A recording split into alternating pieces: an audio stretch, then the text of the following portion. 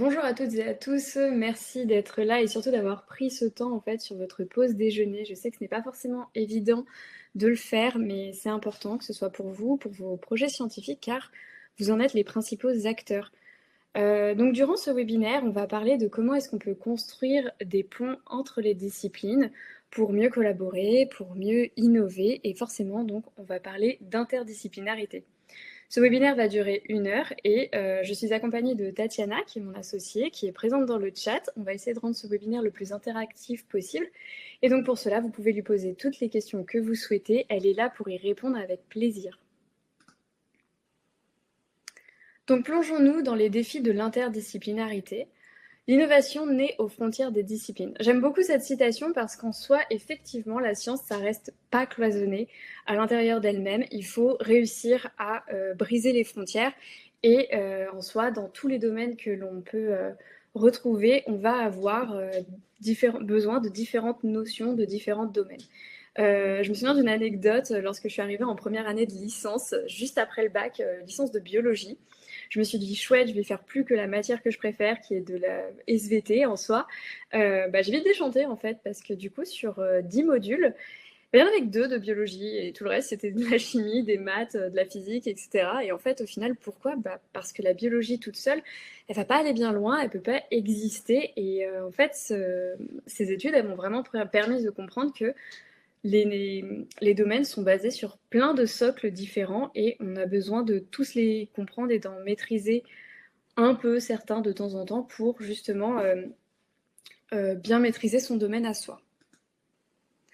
Donc du coup, je suis Aurélie Brousse, je suis la directrice générale de la société Cortex et du coup, de par mon master auparavant, j'étais ingénieure en biologie en laboratoire de recherche publique. Et je suis rentrée dans la société Cortex en fait parce que auparavant, enfin je le suis d'ailleurs toujours, j'étais membre de l'association de vulgarisation scientifique que Tatiana a créée et c'est comme ça que j'ai connu du coup la société qui en découle. Donc je suis accompagnée de Tatiana Kakan, qui est la présidente du coup de la société Cortex. Elle a une formation en biologie moléculaire et elle est aussi dirigeante du coup de l'association de vulgarisation scientifique dont je vous parlais, qui est d'ailleurs toujours active et que vous pouvez retrouver sur notre site internet. Elle est également autrice de livres, de BD, pigiste et conférencière. Donc Cortex, qu'est-ce que c'est? C'est une société spécialisée dans la valorisation du capital scientifique. En fait, on a pour objectif de diffuser la science à travers les différents secteurs qui existent. Ça va être à la fois les entreprises, les laboratoires et universités, les organismes et lieux culturels, et ça va être vraiment de rendre cette science accessible, que ce soit entre différentes équipes d'une entreprise ou même auprès du grand public. Et pour ça, du coup, on va utiliser différents modes de diffusion. Ça va tout aussi bien être du coup de la vulgarisation scientifique, de la médiation, ou encore ce qu'on appelle des ateliers d'intelligence collective pour faire participer les gens entre eux et faire s'échanger des idées justement à travers la science.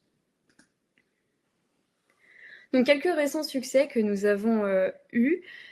Nous avons eu l'opportunité de collaborer avec L'Oréal pour structurer un de leurs projets autour de l'IA et en commun du coup avec leur méthode de R&D actuelle sur une équipe du coup qui était pluridisciplinaire pour le coup et également internationale. Une partie de l'équipe provenait des États-Unis. On a également comme projet la valorisation scientifique pour le projet Sirius du territoire lorrain. Il s'agit en fait d'un projet où la science faite par les chercheurs sur le territoire lorrain est mise en valeur à travers différents formats, que ce soit des BD, des podcasts, des articles, pour justement mettre en avant cette recherche. Et enfin, on collabore très régulièrement avec le département de l'Essonne pour réaliser ce que je vous disais un peu plus tôt, du coup, ces ateliers d'intelligence collective autour du biomimétisme et de la thématique de la santé. Donc pourquoi participer à ce webinaire? Il faut comprendre que l'interdisciplinarité, elle est partout autour de nous et que si on ne l'utilise pas, qu'on n'en met pas en place dans nos projets scientifiques, ils vont rester très cloisonnés et ça peut être très vite un frein à l'innovation. Donc du coup, là, ici, on va faire en sorte de comprendre les enjeux et les différents défis de l'interdisciplinarité scientifique. On va vous donner des clés et des outils pour apprendre en fait à structurer vos projets autour de cette interdisciplinarité, et aussi on va vous dire en quoi est-ce que Cortex peut vous aider à mieux collaborer et vous accompagner du coup dans vos nouvelles initiatives. À la fin de ce webinaire, je veux que vous vous disiez une chose, enfin 5 du coup plutôt, c'est que je comprends enfin ce qu'est l'interdisciplinarité et pourquoi elle est essentielle pour faire avancer la recherche. C'est justement dans cette optique de décloisonner la science qu'on parle d'interdisciplinarité. Je sais quels sont les principaux freins à l'interdisciplinarité et comment les dépasser, parce que forcément, il y a des préjugés, il y a des idées reçues, comme sur tout nouveau domaine, nouvel aspect comme ça qu'on ne maîtrise pas trop. C'est normal, on va voir pour les déconstruire ensemble. Je comprends les bonnes pratiques pour construire des projets interdisciplinaires solides. C'est pas quelque chose d'inné, c'est assez complexe et c'est pas toujours un réflexe. Il faut mettre les routines et des choses en place pour justement bien le faire et bien maîtriser du coup tous les tenants et les aboutissants d'une bonne interdisciplinarité. Je vois comment collaborer avec des chercheurs d'autres disciplines et des acteurs extérieurs. Et enfin, le plus important, je suis motivée à intégrer davantage l'interdisciplinarité dans mes projets. Et pour ça, si vous n'y arrivez pas tout seul, on est là pour vous aider. Restez bien jusqu'à la fin de ce webinaire parce que vous aurez du coup une récompense, des bonus inédits et surtout une offre exclusive sur des prestations qu'on peut vous fournir si vous avez besoin justement d'aide à tout cela. Mais je vous en reparle à la fin du webinaire. Alors, pourquoi est-ce que ça vous concerne? En soi, qui est-ce que ça peut bien concerner l'interdisciplinarité? Des chercheurs, forcément, des ingénieurs aussi, mais en soi, c'est pas que dans la recherche publique, dans le privé également. En soi, une bonne équipe de R&D, elle est composée de profils très complémentaires et la plupart du temps, toute la difficulté, c'est le dialogue qui va être instauré entre ces différents membres. Du coup, on va commencer par voir les différentes idées reçues justement sur l'interdisciplinarité. Et la première, c'est l'interdisciplinarité, c'est juste mettre des chercheurs de disciplines différentes ensemble. Alors en réalité, ça demande une vraie méthode de travail, un langage commun et une structuration pour éviter que chacun ne reste dans sa bulle. On n'a pas tous les mêmes codes, on n'a pas tous les mêmes terminologies d'une discipline à une autre. C'est plus complexe que juste mettre les gens les uns les autres dans une même pièce. Toutes les personnalités ne vont pas forcément matcher ensemble de prime abord. La deuxième idée reçue, ça va être que l'interdisciplinarité dilue l'expertise scientifique. Alors là, bien au contraire. Elle permet d'enrichir la compréhension d'un problème en croisant plusieurs approches, sans que chacune perde en rigueur, justement. Le but est justement de créer une collaboration et une synergie, et même d'apprendre les uns des autres. La troisième idée reçue, ça va être ça prend trop de temps et ça ralentit la recherche. Alors, certes, je vous l'accorde, pour le coup, ça demande du temps de coordination, mais ça peut aussi accélérer l'innovation, justement en évitant de réinventer la roue en permanence ou en apportant des solutions inédites. Vous savez l'adage « seul on va plus vite, à plusieurs on va plus loin ». À partir du moment où les mécanismes de réflexion et de dialogue ils sont bien huilés, ça va tout seul. Quatrième idée reçue, ce n'est utile que pour des projets très appliqués. Alors ça aussi c'est faux parce que même en recherche fondamentale, croiser les disciplines permet d'ouvrir de nouvelles perspectives et d'explorer des questions sous un autre angle. Ça permet de voir plus loin que le projet qu'on a de base. Et enfin, dernière idée reçue qu'on va voir ici, c'est il faut forcément être expert dans plusieurs disciplines pour travailler en interdisciplinarité. Pas du tout, c'est totalement faux. L'important, c'est de comprendre les bases des autres domaines, de savoir dialoguer avec des experts complémentaires. Si on prend mon exemple, je suis biologiste. J'ai des bases en chimie, j'ai des bases en mathématiques, en physique, mais alors je suis pas du tout experte dans ces domaines-là. Mais ça va me permettre en fait de mieux les comprendre. Pour le coup, on ne peut pas être expert dans plein de domaines à la fois, c'est trop compliqué la plupart du temps. Alors attention, il en existe, mais ça reste quand même une minorité et c'est toujours bien de bien s'entourer des experts de chaque domaine pour mieux faire avancer son projet. Mais du coup, toutes ces idées reçues, en quoi est-ce qu'elles sont problématiques? Déjà, ces idées reçues, elles vont être un frein à l'innovation. En soi, elles vont empêcher la création de projets interdisciplinaires qui pourraient apporter des solutions nouvelles à des défis complexes. Elles vont également être une difficulté de reconnaissance. Les chercheurs engagés dans l'interdisciplinarité peinent très souvent à être évalués et à être publiés. Ça va freiner leur carrière et ça va freiner aussi la diffusion de leurs travaux. Ils vont également avoir un manque de structuration et de financement. Les projets interdisciplinaires sont plus difficiles à financer et à structurer car ils ne rentrent pas toujours dans les cases dites classiques. Les organismes de financement ne savent pas forcément comment jouer avec eux ni comment aborder le projet. Mais donc, par où est-ce qu'on peut commencer avec l'interdisciplinarité? Comment est-ce qu'on peut la mettre en place? Comment est-ce qu'on peut faire évoluer les mentalités, mettre en place des outils, etc. Eh ben, on va déjà commencer par une définition de l'interdisciplinarité. C'est une approche de recherche et de travail qui consiste à croiser les savoirs, les méthodes et les concepts issus de plusieurs disciplines pour aborder une problématique de manière plus globale et innovante. Ça signifie qu'en fait, l'interdisciplinarité, elle repose sur un dialogue et une interaction entre les disciplines. Elle va enrichir ainsi l'analyse et la résolution de problèmes plus complexes. L'objectif, c'est vraiment de devenir hyper efficace parce qu'on sait où on va, de quelle discipline on a besoin pour faire avancer notre projet. C'est avancer tous main dans la main.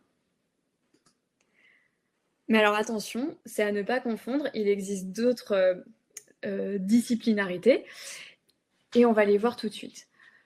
Donc, à ne pas confondre du coup avec la multidisciplinarité, où c'est plusieurs disciplines sont mobilisées autour d'un même sujet, mais elles travaillent en parallèle, sans véritable interaction entre elles.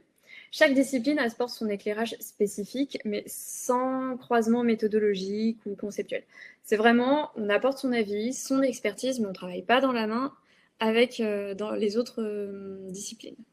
La pluridisciplinarité, elle est très similaire à la multidisciplinarité, mais avec davantage de connexions entre les disciplines. Les connaissances sont plus facilement mises en commun pour enrichir la compréhension du sujet, mais chaque discipline conserve quand même son approche propre. Elles ne vont pas créer ensemble une nouvelle approche, une nouvelle synergie que on peut retrouver des fois dans l'interdisciplinarité. Enfin, la transdisciplinarité, elle va encore plus loin en dépassant les frontières des disciplines existantes. Il ne s'agit pas seulement de combiner des savoirs, mais de créer un nouveau cadre conceptuel qui transcende les disciplines traditionnelles pour proposer justement une vision globale et intégrer des phénomènes étudiés. C'est vraiment l'étape d'au-dessus, la transdisciplinarité. Donc en résumé, multi, c'est pour plusieurs disciplines juxtaposées. Pluri, c'est plusieurs disciplines mises en commun. Inter, c'est une interaction et un croisement des disciplines. Trans, c'est un dépassement des disciplines pour un cadre global. Mais alors attention, dans ce webinaire, on parle d'interdisciplinarité, mais ça ne veut pas dire que cette approche, c'est forcément la meilleure par rapport aux autres. Elle n'est pas toujours nécessaire ni applicable pour toutes les situations. En soi, la multi- et la pluridisciplinarité sont utiles lorsqu'on souhaite croiser les points de vue, sans forcément bouleverser les cadres disciplinaires. Elles permettent d'enrichir une réflexion en mobilisant plusieurs expertises tout en conservant l'identité de chaque domaine.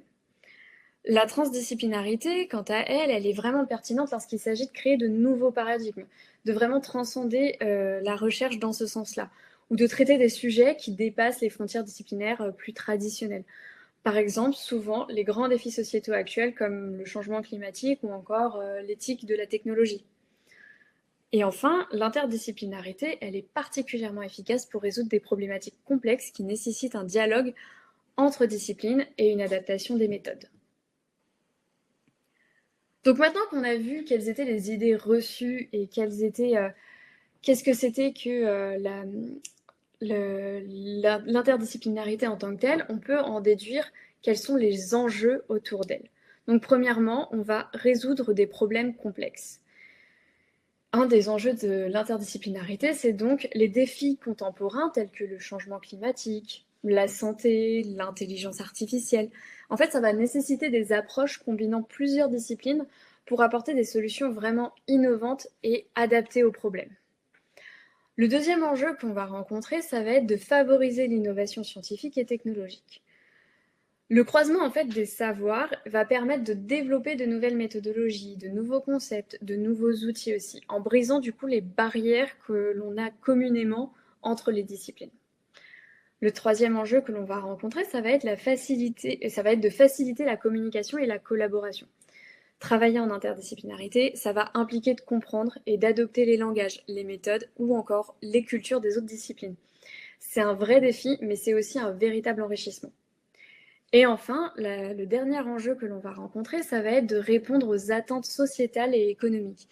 Parce que oui, les besoins en fait réels des entreprises, des institutions et des citoyens, bah, ils sont pas cloisonnés par discipline en fait.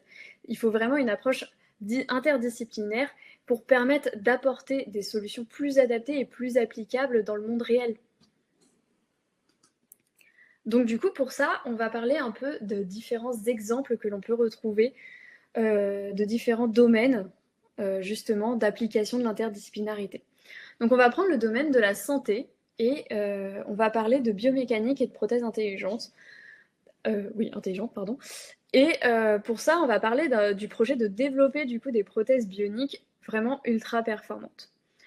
En fait, les prothèses, du coup, comme ça, elles sont réalisées grâce à la collaboration en fait entre ingénieurs, médecins, neuroscientifiques et encore spécialistes de l'IA.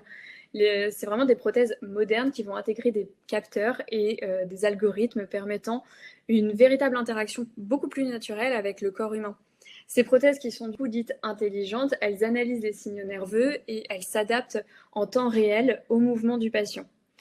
Du coup, il existe des entreprises qui réalisent déjà ce type de prothèses. On peut parler par exemple d'Open Bionics en Angleterre, qui va travailler à démocratiser ces technologies, rendant les prothèses beaucoup plus abordables et accessibles au grand public.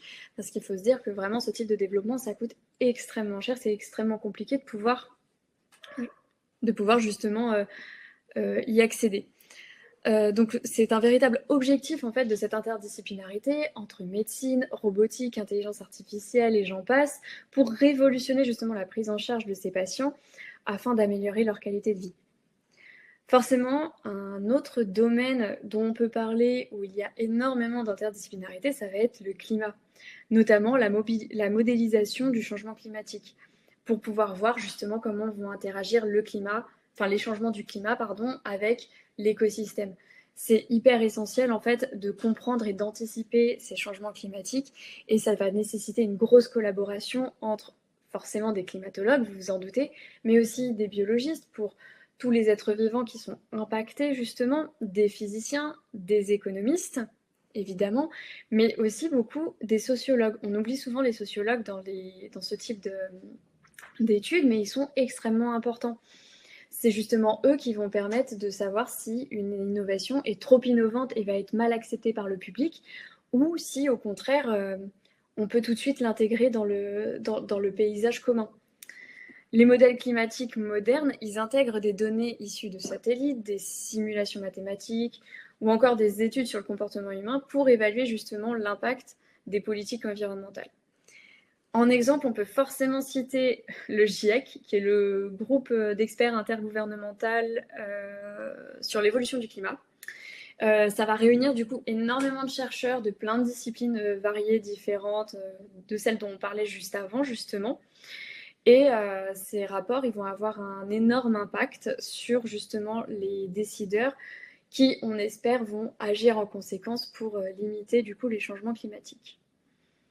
On peut prendre en dernier exemple de domaine justement l'énergie et le développement des énergies renouvelables avec l'optimisation des réseaux énergétiques intelligents. Alors la transition énergétique, elle repose sur l'intégration de l'ingénierie, de la physique, de l'économie et encore une fois des sciences sociales.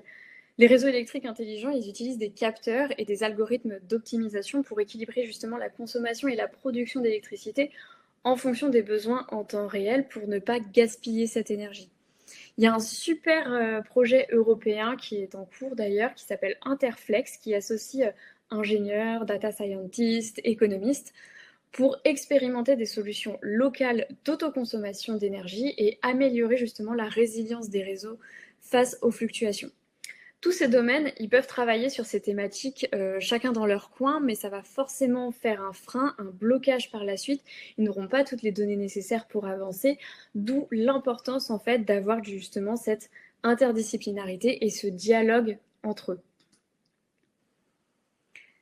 Et donc, qui parle d'interdisciplinarité, on peut parler justement de valorisation scientifique et de dialogue entre les disciplines.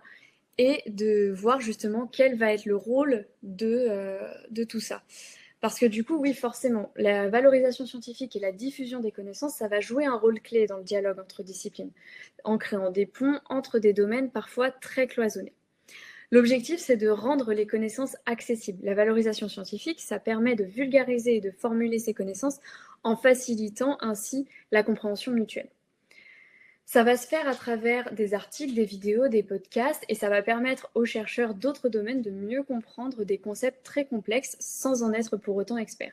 Si on prend par exemple un biologiste, il peut mieux saisir les enjeux d'un modèle climatique si celui-ci est expliqué de manière pédagogique, comme avec la BD du GIEC. Et ça va également apprendre aux chercheurs qui vulgarisent à expliquer de manière simple leur domaine à tout type de public. On va ensuite faire en sorte de créer des ponts de communication. La diffusion passe aussi par des événements comme des colloques, webinaires ou workshops, qui rassemblent du coup des chercheurs issus de disciplines diverses. Il est très important en fait de diffuser ces résultats à travers ce type d'événements ou même des plateformes en fait de partage pour stimuler le dialogue. Les chercheurs ils vont découvrir ainsi des travaux complémentaires à leur domaine et ils peuvent même initier des collaborations qui à la base étaient inattendues. Et si auparavant ils ont pris la peine de vulgariser leurs propos, ils vont encore mieux diffuser leur savoir. On peut également favoriser les opportunités de collaboration. La diffusion scientifique permet de partager des méthodes innovantes d'un domaine à un autre. Mettre en avant les retombées concrètes des chercheurs à travers des brevets, des innovations ou encore des applications sociétales, ça va attirer l'attention d'autres disciplines qui peuvent enrichir le projet. Par exemple, valoriser des travaux sur les matériaux biosourcés, ça peut interpeller des ingénieurs en robotique ou des chercheurs en santé. Ça peut inspirer de nouvelles approches dans ces disciplines-là. Et enfin, on peut encourager la transversalité des savoirs via, du coup, la valorisation scientifique. Ça permet d'intégrer différentes perspectives pour concevoir des solutions plus complètes et efficaces. La diffusion d'études interdisciplinaires montre la valeur ajoutée de croiser les approches. En lisant les articles sur des projets hybrides tels que l'IA et la neuroscience, les scientifiques ils prennent conscience en fait des bénéfices d'une ouverture à d'autres champs de recherche. Donc on en a déjà un peu parlé tout à l'heure avec les idées reçues et les silos à briser, mais on va revenir plus en détail et plus en profondeur sur les différents défis de l'interdisciplinarité. En quoi est-ce qu'il y a des défis en soi? Et je pense que vous commencez à les voir se dessiner avec toute la complexité qui va avec. Donc, on peut déjà citer 3 grands champs de défis sur l'interdisciplinarité. Le premier, ça va être du coup la barrière du langage. Parce que chaque discipline, elle va posséder son propre jargon, ses concepts et ses références. Pardon. Ce qui est évident pour un mathématicien peut l'être totalement obscur pour un biologiste, et vice-versa, hein, je vous rassure. Juste si on prend l'exemple d'un modèle, en mathématiques, ça va être un algorithme, alors qu'en biologie, ça va être un modèle cellulaire sur lequel on va faire des expériences dessus, en laboratoire. Donc cette barrière linguistique, elle rend la communication complexe et elle peut ralentir les collaborations. Il faut donc investir du temps pour établir un langage commun et rendre les idées accessibles à tous les membres d'un projet interdisciplinaire. Donc certes, on va peut-être avoir la sensation de perdre du temps au début, mais sur un projet qui doit durer sur des années, c'est un gain considérable. Le deuxième défi à relever, ça va être les différences méthodologiques. Les disciplines scientifiques, elles reposent sur des méthodes et des modes de validation très variés. Un physicien va privilégier les modèles mathématiques. Un sociologue travaille avec des enquêtes qualitatives, tandis qu'un biologique s'appuie sur des expériences en laboratoire. Il va falloir concilier en fait ces approches. Ça demande une réflexion approfondie sur la manière dont on va croiser les données, dont on va interpréter aussi les résultats, et bien entendu de comment est-ce qu'on va structurer les publications. Mais c'est pas infaisable, hein. En fait, comme dit précédemment, si c'est fait dès le début du projet, bah, par la suite, tout va super bien se passer. Et alors, potentiellement, le défi le plus difficile à relever, ça va être la résistance institutionnelle. Parce que le monde académique, il est encore largement structuré en silos disciplinaires. Et donc là, en fait, ça va se répercuter forcément au niveau des financements, des recrutements ou encore des promotions qui vont souvent être pensées dans un cadre disciplinaire très strict. Les chercheurs qui vont s'engager dans des travaux interdisciplinaires, bah, ils vont rencontrer des difficultés justement à faire reconnaître leurs travaux, voire même à publier dans certaines revues qui vont privilégier une approche beaucoup plus traditionnelle, tout simplement parce qu'en fait, tout simplement, il est crucial en fait de faire évoluer les politiques de recherche pour mieux intégrer ces collaborations transversales. Et pour ça, il faut également qu'il y ait plus de projets interdisciplinaires. Et c'est là où c'est vous qui agissez. Donc du coup, comment est-ce que, qu'est-ce qui va découler du coup de ces défis? Quels sont les principaux autres défis qui vont découler de ces premiers grands axes? Déjà, comme on le disait tout à l'heure, ça va être le temps et l'investissement nécessaire. Bah oui, travailler entre disciplines, ça demande du temps. Ça demande même plus de temps que des collaborations plus classiques. Il va falloir comprendre les bases d'un autre domaine, il va falloir aligner des méthodes et définir des objectifs communs. C'est des étapes qui sont très chronophages quand même. Et on sait que la pression pour publier, elle est vraiment, elle peut être très rapidement en fait un frein. Donc il faut réussir à transcender ça et à dépasser ce problème-là. Ensuite, on va retrouver du coup la difficulté d'évaluation et de reconnaissance. Comme on le disait, les revues scientifiques et les comités d'évaluation, même les pairs scientifiques, ils ont souvent des critères disciplinaires. Et un article qui va mélanger biologie et intelligence artificielle, il peut très vite être jugé trop technique pour une revue en sciences du vivant et beaucoup trop appliqué pour une revue en informatique. Ça va rendre du coup la publication ça va rendre du coup la publication beaucoup plus difficile. Un point qu'on aborde très rarement, qui ne nous vient pas à l'esprit directement, ça va être la gestion des rôles de leadership. Bah oui, parce que dans un projet interdisciplinaire, qui va prendre la décision finale? Qui dit plusieurs disciplines dit forcément plusieurs chercheurs, et chacun avec un bagage scientifique et une habilité à mener ses recherches. Et comment est-ce qu'on fait pour répartir du coup les responsabilités et les contributions de façon équitable? Ces questions, elles sont vraiment essentielles à se poser dès le début du projet, pour justement éviter les déséquilibres et garantir une collaboration efficace sur le long terme. Enfin, on va pouvoir parler d'alignement des objectifs et des attentes. Parce que comme chaque discipline, elle a ses propres enjeux et ses propres contraintes, on va par exemple retrouver un économiste et un climatologue qui peuvent avoir des visions très différentes des priorités d'un projet sur le changement climatique, justement. Il faut donc bien cadrer les objectifs dès le départ pour éviter toute frustration au cours du projet. Mais alors du coup, vous me direz, oui, c'est bien gentil, mais ça a l'air très compliqué d'ajouter de l'interdisciplinarité dans ces projets de R&D. Pourquoi on s'embêterait à le faire? Pour plusieurs raisons. Et la première, ça va être d'apporter de meilleures solutions aux problèmes complexes. Parce qu'en soi, actuellement, on est dans une nouvelle ère où il y a des défis contemporains qui vont être type santé, climat, IA, et ça va nécessiter des approches plus globales que ce qu'on a l'habitude de faire jusqu'à présent. En combinant plusieurs disciplines, on peut mieux comprendre la complexité des phénomènes et du coup proposer des solutions plus pertinentes et plus efficaces. On va aussi croiser les méthodologies pour enrichir l'analyse. Parce que comme chaque discipline, elle va venir avec ses propres bagages, elle va posséder ses propres outils et ses propres méthodes, l'interdisciplinarité, ça va permettre de combiner tout ça et d'enrichir les approches et de surmonter les limites d'une seule perspective scientifique. Ça apporte plus de réponses au final. Et enfin, forcément, ça va accélérer l'innovation. Le dialogue entre les disciplines, ça génère de nouvelles idées et ça favorise l'émergence de solutions inédites. On va confronter différents points de vue et l'interdisciplinarité, ça va permettre de repousser les frontières de la connaissance et d'innover beaucoup plus rapidement. Et quelles sont les conséquences de si on n'applique pas d'interdisciplinarité dans sa R&D? Déjà, on va avoir une fragmentation des connaissances, parce que lorsque chaque discipline elle évolue en vase clos, on va limiter la compréhension globale des phénomènes et on va freiner du coup l'émergence de solutions adaptées aux enjeux actuels. Je vous les redis pas, climat, santé, IA et ainsi de suite. Si l'interdisciplinarité, c'est une accélération de l'innovation, forcément, si on n'en met pas, c'est un frein à l'innovation. L'absence d'échange entre disciplines, ça va empêcher la création d'outils et de méthodologies hybrides qui pourraient conduire justement à des avancées majeures. L'innovation, ça va stagner lorsque les expertises, elles restent cloisonnées. Donc c'est très important justement d'essayer de faire tomber ces murs. On va observer également une redondance des efforts. Sans communication entre les différentes disciplines, les chercheurs ils risquent de réinventer des approches qui existent déjà ailleurs. On réinvente en permanence la roue, on perd du temps, on perd de l'argent et on perd de l'efficacité. On va avoir aussi un manque d'adaptabilité aux défis contemporains.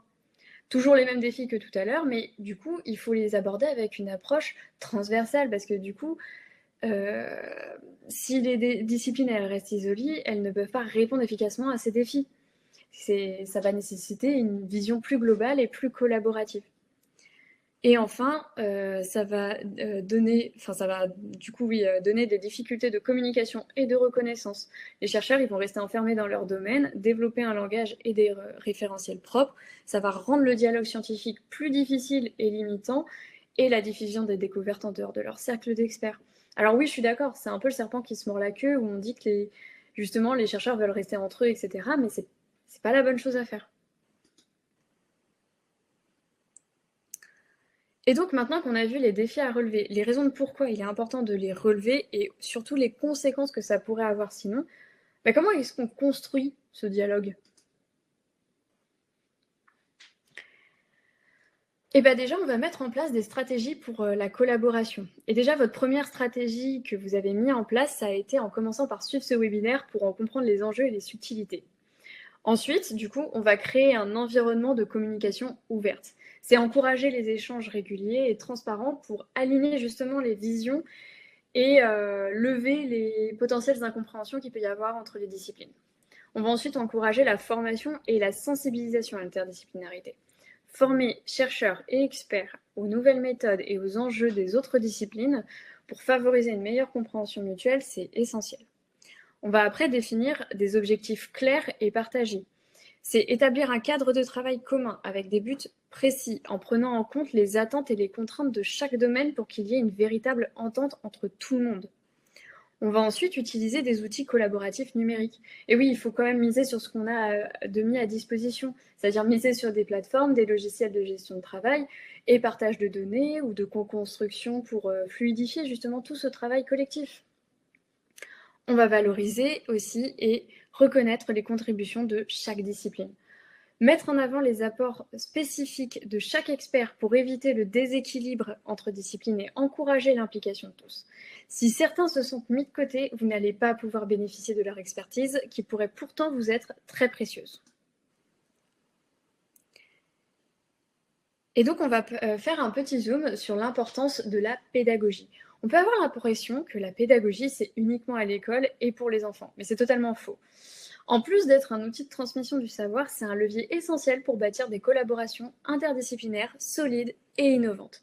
Mais alors du coup, comment et quelle pédagogie est-ce qu'on doit adopter? Déjà, on doit favoriser la compréhension mutuelle. Parce que chaque discipline, elle a son propre langage, ses propres concepts, ses propres méthodes. Je pense que je vous le martèle suffisamment depuis le début pour que vous ayez compris ça.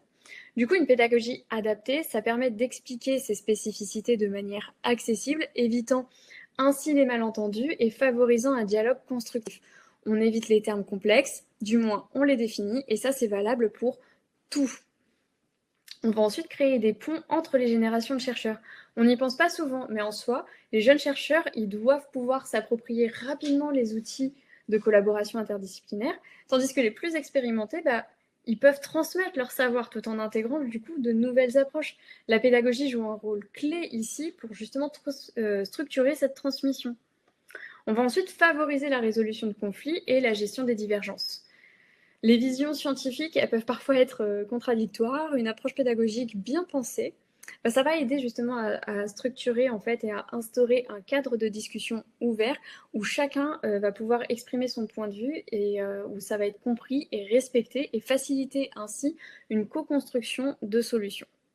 Et enfin, on va mettre en place des pédagogies actives et surtout participatives. Il va falloir encourager l'apprentissage par l'expérience, c'est-à-dire des projets communs, des études de cas ou encore des hackathons scientifiques pour permettre en fait de dépasser justement les barrières disciplinaires et instaurer une dynamique d'échange et d'expérimentation. On peut également faire un zoom sur le storytelling. Alors qu'est-ce que c'est que le storytelling? En fait, c'est comment est-ce qu'on va raconter une bonne histoire. Et pourquoi est-ce qu'on va en ajouter? Parce que est-ce que c'est pas un peu ajouter du faux semblant à tout ça? Pas du tout en fait. Un bon storytelling, ça va permettre de rendre les concepts complexes plus accessibles. Les projets interdisciplinaires, ils vont impliquer des notions parfois techniques et spécifiques à chaque domaine. Le storytelling, il va permettre de les traduire en récits compréhensibles, facilitant ainsi leur diffusion et leur adoption par un public plus large, et ça peut même servir pour le grand public par derrière. On va ensuite créer des connexions émotionnelles et humaines. Les chiffres, les faits, oui on sait, c'est essentiel.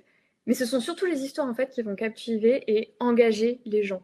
En racontant l'histoire d'un projet ou d'une découverte, on va susciter l'intérêt, on va susciter l'adhésion et surtout on va susciter la motivation des collaborateurs issus de disciplines diverses et variées. C'est autant valable pour obtenir des financements que pour obtenir l'adhésion des gens qui vont prendre part au projet. Ensuite, on va faciliter la communication entre les disciplines. Chaque domaine scientifique a son propre jargon.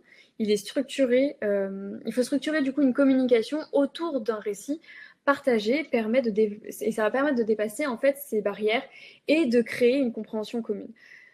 Et enfin, on va renforcer du coup la cohésion d'équipe. Un bon storytelling, ça donne du sens à son travail collectif et ça motive les équipes en mettant en lumière justement les contributions de chacun. Il aide à fédérer autour d'un objectif commun en valorisant les complémentarités et en instaurant du coup une vision commune entre tous. Et donc forcément, si on parle de valorisation, si on parle de pédagogie, si on parle de storytelling, eh ben on en vient très vite au rôle que va jouer la vulgarisation scientifique. Parce que la vulgarisation, c'est un pont entre les disciplines, un catalyseur de collaboration et un moteur de diffusion des connaissances vers la société. Donc pour ça, ça va servir à faciliter la communication entre disciplines, briser les silos et encourager la collaboration, accélérer la diffusion des connaissances, rendre les projets interdisciplinaires plus attractifs et faciliter l'appropriation des résultats par la société. Et alors pour ça, il existe plein de moyens de vulgariser, que ce soit des articles, des bandes dessinées, des podcasts, des vidéos et surtout des ateliers collaboratifs. Et là-dessus, Cortex peut vous partager du coup une mise en application justement de collaboration interdisciplinaire autour d'un atelier, donc celui dont je vous parlais au tout début de ce webinaire qu'on avait réalisé du coup pour L'Oréal, qui était pour sensibiliser en fait les équipes, enfin l'équipe du coup de L'Oréal aux enjeux et aux défis en fait de l'intelligence artificielle pour qu'ils puissent les mettre en application en fait dans le développement de leurs produits. C'était du coup identifier les forces et les difficultés potentielles de l'IA et réfléchir à des solutions concrètes et adaptées au projet. Dans cette équipe, il y avait toutes sortes de profils, des ingénieurs, des commerciaux, des marketing, et ça allait bien au-delà en fait. Et en plus de ça, il y avait même une barrière de la langue car une partie de l'équipe venait des États-Unis. Donc du coup, pour réaliser cette synergie et pour briser du coup un peu ces barrières qu'ils avaient les uns avec les autres, on a mis en place du coup des sessions de travail où ils étaient séparés en plusieurs groupes et où ils avaient des supports du coup numériques et papier, un jeu de cartes, une roadmap pour justement stimuler leur créativité et qu'ils apprennent en fait à communiquer les uns avec les autres selon leurs différents jargons. Et bien entendu, tout ça a été structuré autour de discussions guidées par l'animateur pour le coup. En autre exemple, on a la formation à l'initiation à la création d'entreprises que on a construit et du coup réalisé en collaboration avec Pépite Créagi pour l'école doctorale de la Sorbonne, où c'est une formation pour donner les premières bases pour pouvoir se diriger vers justement soit une création d'entreprise, soit intégrer des startups, etc. pour des doctorants, des jeunes chercheurs, des futurs chercheurs, voilà. Et du coup, lors de cette formation, ils sont répartis à un moment donné en ateliers. On les met par petits groupes de 4 ou 5 participants pour qu'ils puissent créer une start-up imaginaire. Alors ces participants, ils viennent de plein de domaines scientifiques différents. On a déjà eu des gens qui viennent de sciences humaines et sociales, de droit, de biologie, de chimie. Et bien sûr, lors de ces ateliers, on les mélange tous entre eux. On ne les laisse pas se sectariser chacun de leur côté. Et on fait ça du coup pour plein de raisons en fait, parce que ça va leur permettre du coup d'avoir un autre point de vue, d'avoir d'autres idées spécifiquement liées au domaine auquel on ne penserait pas en premier lieu. Ils doivent forcément adapter aussi leur langage scientifique dans ces moments-là, et ça leur permet également de réseauter. Et du coup, pareil, on a utilisé des outils très similaires à tout à l'heure avec l'atelier de L'Oréal, c'est-à-dire des sessions de travail, des supports numériques et au papier. Et du coup, on a fait ces ateliers de façon interactive pour qu'ils interagissent les uns avec les autres. Je peux également vous parler de mon expérience professionnelle. Enfin personnelle même. Avant d'être à Cortex, j'ai été dans plusieurs laboratoires publics. Notamment, je vais vous parler en fait de ma première expérience qui était pas du tout en biologie pour le coup, enfin c'était pas du tout un laboratoire de biologie. J'étais à l'Institut des sciences moléculaires d'Orsay et c'était dans une équipe en fait de biophotonique qui réalisait des microscopes super résolus. Alors, un microscope super résolu, en fait, c'est un système où on va avoir, du coup, sur l'échantillon biologique, ce qu'on appelle un fluorophore, qui va être accroché à une molécule. On va envoyer un laser de couleur dessus, rouge, vert, parfois bleu. Et le laser, en fait, va faire clignoter le fluorophore. Et ensuite, on va avoir une image avec des points de lumière qui vont apparaître sur l'image, et ça va donner l'emplacement exact de la molécule. Donc là, forcément, il doit y avoir beaucoup d'interdisciplinarité parce que de base, les microscopes, c'est fait pour être utilisé par des biologistes ou à la limite des chimistes. Mais du coup, moi, dans cette histoire, j'étais la biologiste de l'équipe, donc je leur préparais les échantillons, je mettais au point des nouveaux protocoles pour utiliser les microscopes, etc. Et en soi, les microscopes, à part ceux que j'utilisais en laboratoire ou lors des TP, je connaissais pas grand-chose, je ne savais pas particulièrement comment est-ce que ça fonctionnait, le principe, juste je les utilisais. Mais sauf que là, en fait, j'avais besoin de comprendre le fonctionnement pour pouvoir réaliser des échantillons qui allaient répondre aussi à leurs besoins. Et en fait, au final, cette première expérience, elle m'a énormément appris. Parce qu'en fait, j'avais l'impression en permanence d'être en stage. Les doctorants, ils m'expliquaient les principes d'optique. On passait des heures sur les microscopes pour que je comprenne. Et en fait, au final, on faisait la même chose en biologie. Parce que du coup, c'était essentiel que moi, je comprenne comment est-ce que le microscope fonctionnait. Mais eux, c'était aussi essentiel qu'ils comprennent les contraintes liées à un échantillon vivant pour justement réaliser les microscopes qui seront les plus facilement utilisables derrière par les biologistes. Et donc après toutes ces expériences et tous ces exemples qu'on a pu voir ensemble jusqu'ici, je vais vous donner des cas concrets de comment est-ce qu'on peut justement briser les silos et tout ça juste pour vous. Donc comment est-ce qu'on peut créer des ponts entre les disciplines? On en discutait tout à l'heure, des stratégies de collaboration à mettre en place, mais il faut aller bien au-delà de ça au final. Il faut créer des ponts et pour cela, il existe plein de points qui peuvent être mis en application. Déjà, on peut développer une culture commune. C'est vraiment aller au-delà de juste partager ensemble. C'est créer des glossaires pour uniformiser le vocabulaire. Ça va être aussi d'encourager en fait la formation où les experts vont expliquer leurs méthodes et leurs concepts aux autres disciplines. On va aussi pouvoir valoriser et institutionnaliser l'interdisciplinarité. On va intégrer cette interdisciplinarité dans l'évaluation des projets et des carrières académiques. On va encourager la publication d'articles et la communication scientifique en coécriture justement entre différentes disciplines. Enfin, on peut aussi encourager des projets concrets et surtout appliquer. Lancer des projets pilotes où plusieurs disciplines travaillent sur un cas d'étude réelle, voire même favoriser les collaborations avec des acteurs extérieurs, entreprises, collectivités, associations, pour donner justement du sens et un impact tangible aux travaux interdisciplinaires. Mais alors du coup, attention, vous avez un rôle à jouer dedans, mais en soi, les institutions et les entreprises ont également un rôle très important à jouer pour rendre ces collaborations beaucoup plus favorables. Donc pour ça, le rôle des institutions, ça va être de faciliter les financements croisés, donc encourager des appels à projets spécifiques pour des recherches interdisciplinaires. Ça va être de créer des structures dédiées, des instituts, des laboratoires mixtes, des plateformes de recherche communes. Et ça va être aussi de favoriser la mobilité des chercheurs, permettre des passerelles entre disciplines et encourager la co-supervision de thèse, forcément. Mais les entreprises, elles ne sont pas en reste en soi. Elles doivent de leur côté aussi encourager la R&D interdisciplinaire au sein de leurs locaux.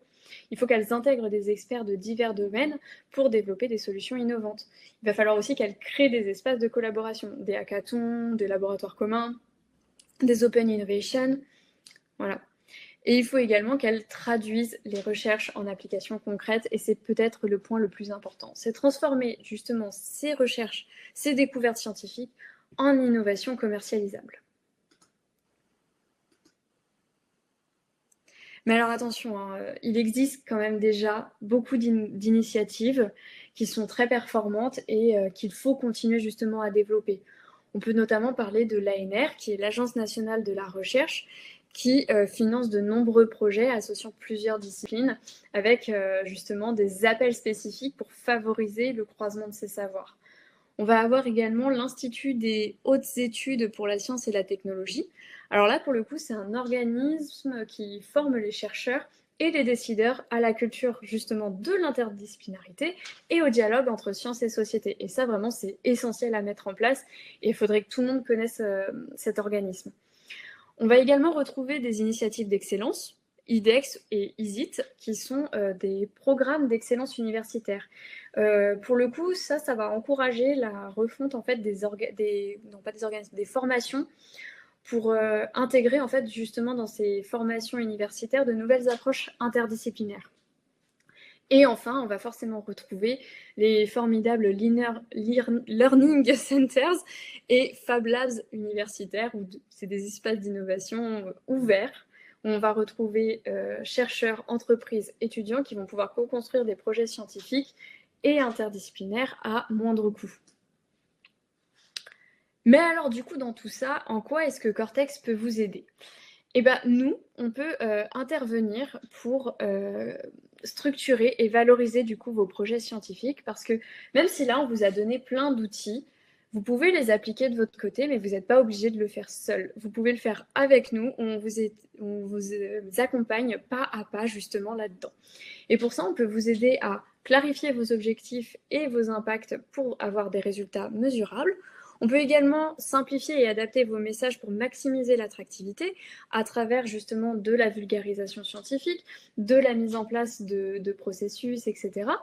On peut tout aussi bien vous conseiller sur les outils qui seront les plus efficaces à utiliser selon votre situation, vos besoins, ce que vous avez besoin qui soit impactant.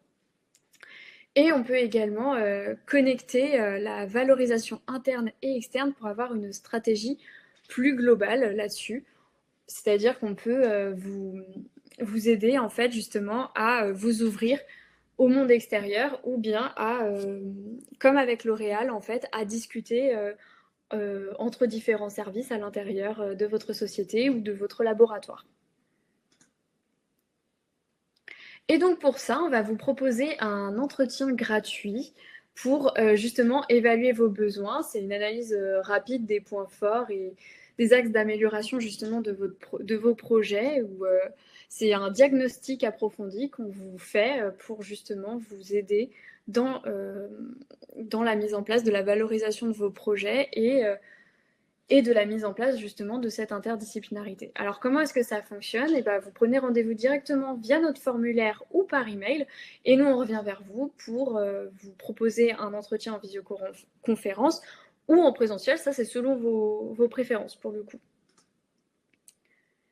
Et donc on va vous faire aussi une offre spéciale du coup pour le lancement, on vous fait 20% de réduction sur votre première prestation Cortex, c'est vraiment une offre exclusive à ce webinaire, tout ça pour justement vous aider en fait à mettre en place vos collaborations interdisciplinaires et votre valorisation scientifique grâce à des méthodologies qu'on a déjà éprouvées et pour mieux structurer vos projets.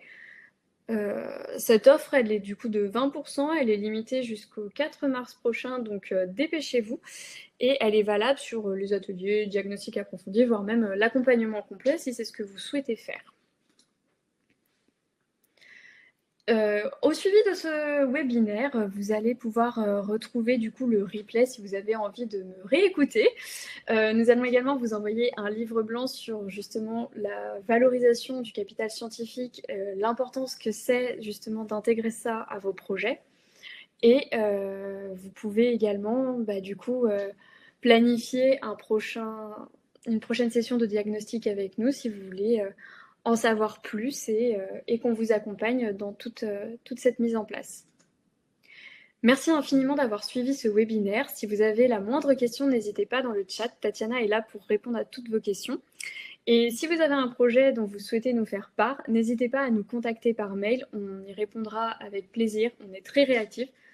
Et surtout, n'oubliez pas, en fait, ces webinaires, maintenant, c'est un rendez-vous récurrent. On se retrouve tous les derniers jeudis du mois. Notez-le bien dans votre agenda. Donc, du coup, rendez-vous le jeudi 27 mars prochain. Merci beaucoup.